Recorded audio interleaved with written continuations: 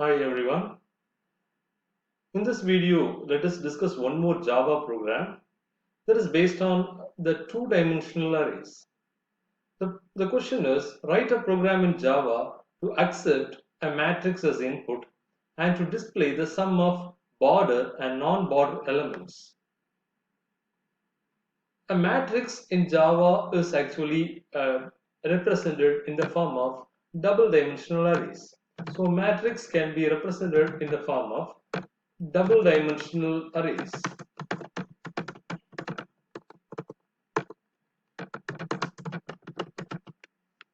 And what is a double-dimensional array? Actually, an array that is having two dimensions.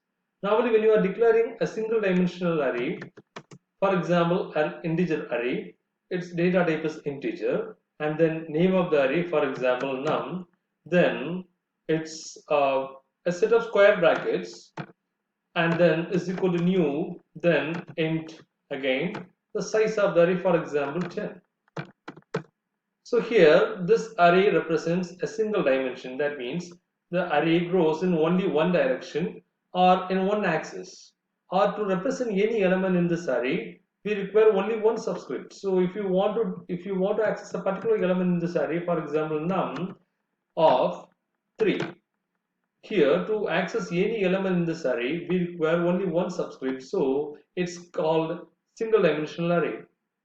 But matrix is represented in the form of multidimensional arrays or double dimensional arrays.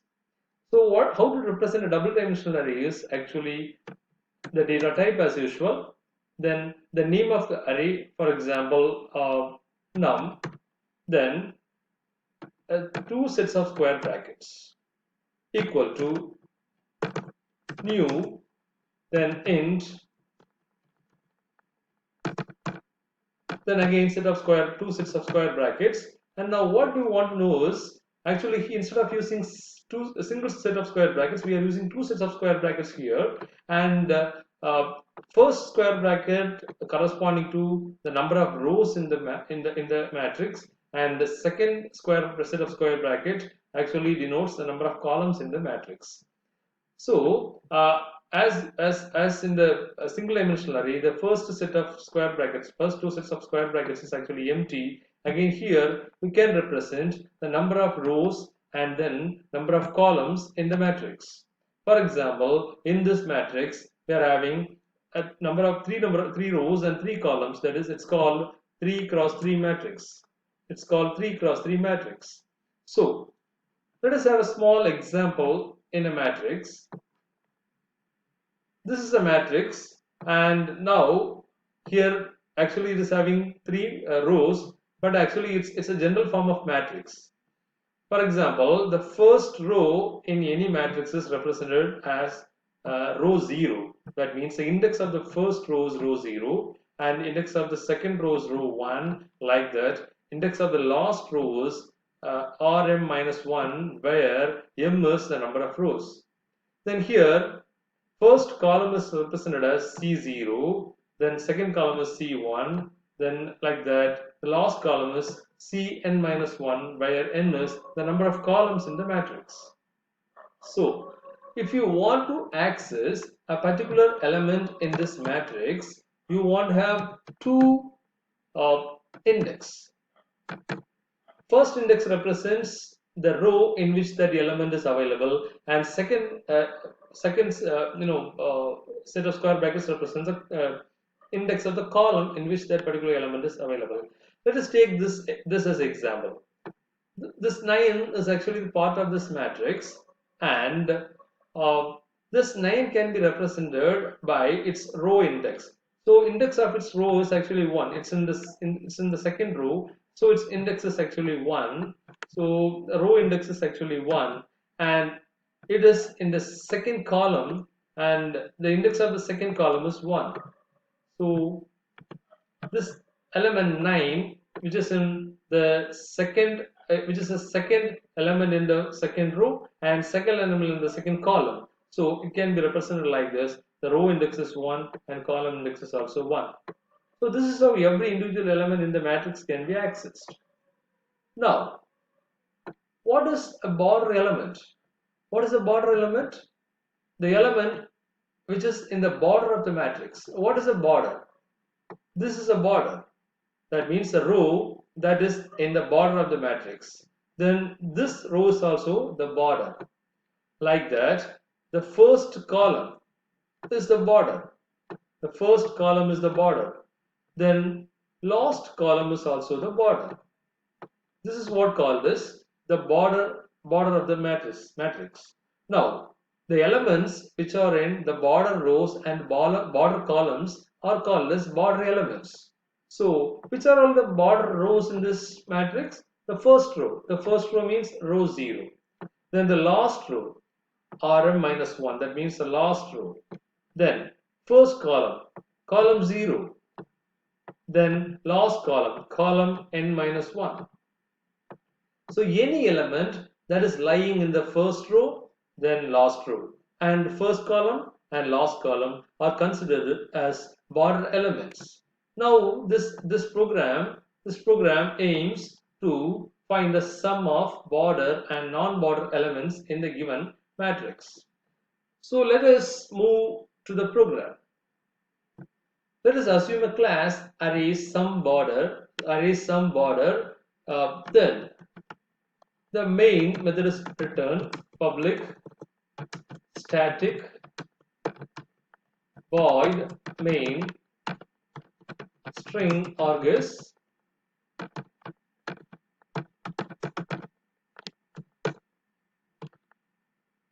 As usual, to obtain inputs from the user, you can use a scanner object methods. So let us declare a scanner object. Scanner in is equal to new scanner of system.in. Now let us declare the matrix. Matrix is actually a double dimensional array. So how to represent double dimensional array is the data type, then the name of the matrix. Here for example, let us assume num is the name of the matrix. Then as two sets of square brackets, an empty square brackets is equal to again new, then data type integer. Then here again two sets of square brackets. Now in this sets of square brackets we have to mention the size. Let us assume that the number of rows is 3 and number of columns is also 3. So it's a 3 cross 3 matrix. Totally 9 elements will be there in this matrix. Now let us give a small description to obtain input from the user. So enter the elements of the matrix.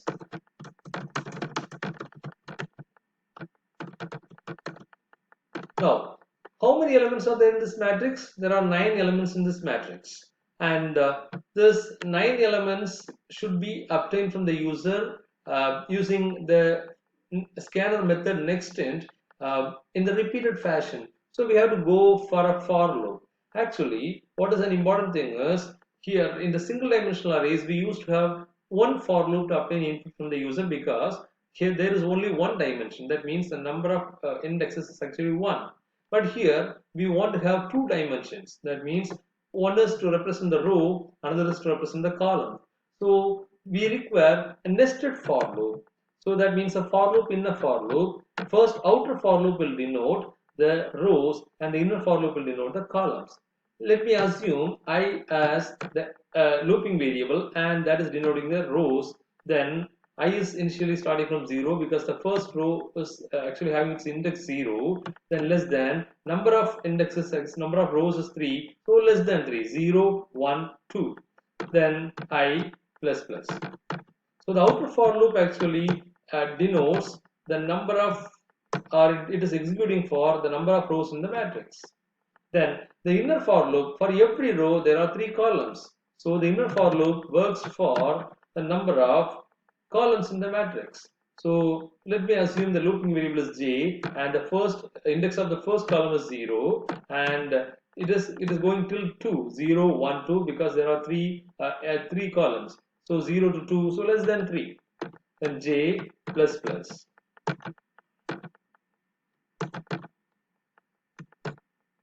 Right? Now, in this, you can obtain the input from the user using in.nextInt method as usual. and assign the value you are obtaining from the user into, or store the value you are obtaining from the user into the required position, or required no position in the matrix. So actually this matrix name is num, and its row index is I, because the outer for loop says, or it is denoting the row index I, and the inner for loop denotes the column in every row, so j. So now num of ij says a particular element in the matrix. When I is 0, then j starts from 0 and is going till 2. So 0, 1, 0, 0, 0, 1, 0, 2. Then when I is 1, the second row in the matrix, and in second row again I is 1 and j starts from 0. So 1, 0, 1, 1, 1, 2. It is going till all the rows and columns in the matrix. Now the input is available in the matrix. Let us do the processing. What is actually the processing is, it is displaying the sum of border and non-border elements in the matrix.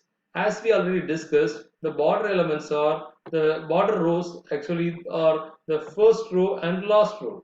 The border rows are the first row and the last row.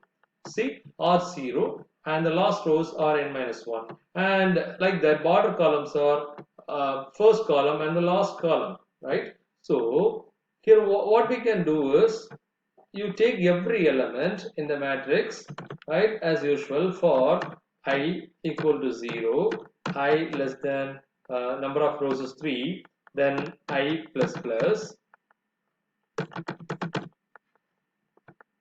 then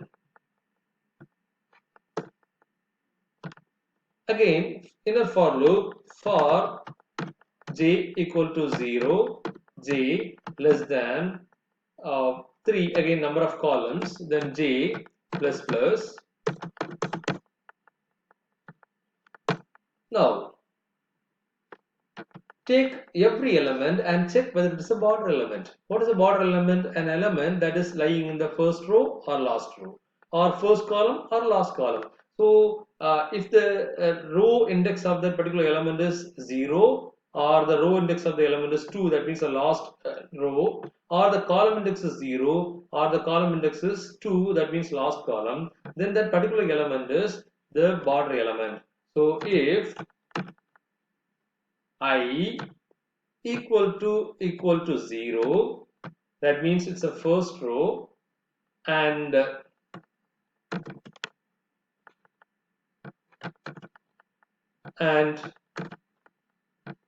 I equal to 2, that means the last row. That means the index of that particular element, row index of that particular element is first row, and row indexes, or row index may be last row. It may be in first row or it may be in last row. So when you are representing the first row or last row, you can represent it using or operator.